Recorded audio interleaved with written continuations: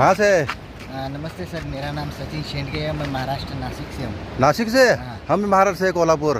तुम्ही कोल्हापूरचे? होय. त्र्यंबकेश्वर नाशिक. हां हां. मी त्र्यंबकेश्वर नाशिकचा. होय. बरं, आता काय कसं तुमचा प्रवास? माझा प्रवास तर निम्माचा झाला आहे. हां, म्हणजे कुठं निघालाय तुम्ही? मी त्र्यंबकेश्वरहून निघालो. मी बरं. पहिले गेलो होतो तामिळनाडू, रामेश्वरम, कन्याकुमारी. हा ना, चालतच? हो, त्याच्यानंतर मग तुमचं एक पाय जरा अपंग पण दिसते. एक हात एक पाय अपंग आहे माझा.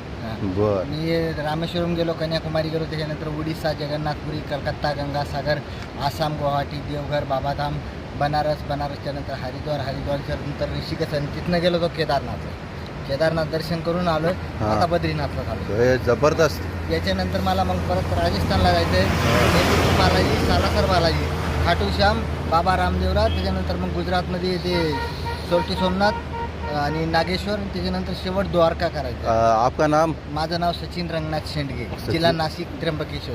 बघा, ये एक पायानं आणि एक हातानं अपंग आहेत. 26 जून 2024ला नाशिकवरून निघालो.